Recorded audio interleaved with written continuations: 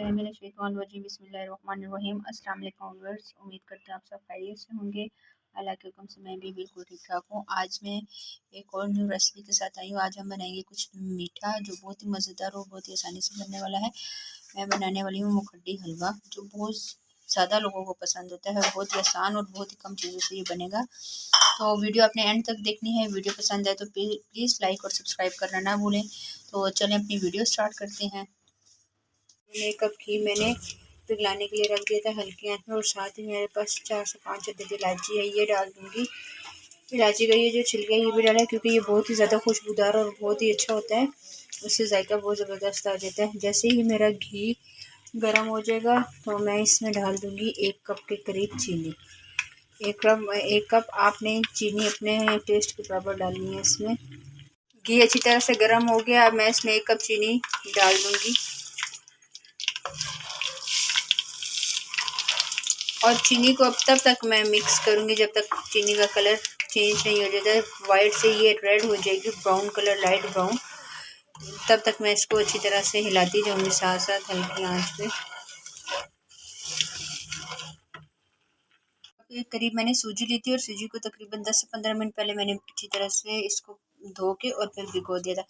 अब मैं इसका पानी सारा निकाल देती हूँ, और जो मेरा चीनी थी वो भी अच्छी तरह से ब्राउन हो गया। मैं चीनी में अपनी सूजी शामिल कर दूँगी। मैं सारा पानी आपने इसका अच्छी तरह से निकाल देना है।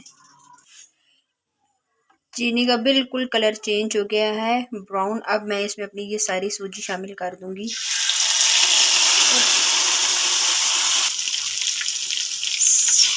सूजी डाल के अब अच्छी तरह से इसको करना है मैंने मिक्स। अच्छी तरह से अब आपने इसमें चम्मच हिलाना है।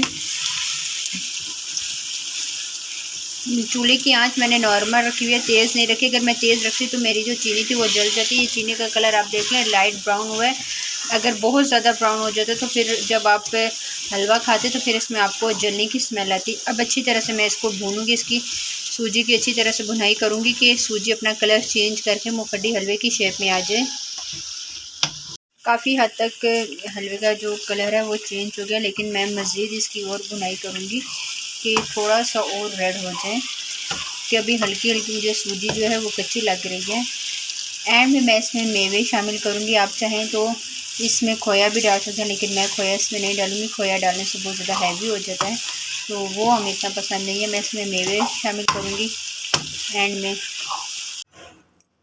इसको चेक करके तकरीबन मैंने 2 मिनट के लिए हल्का से इसके ऊपर ढक्कन रख के इसको दम दे दिया था।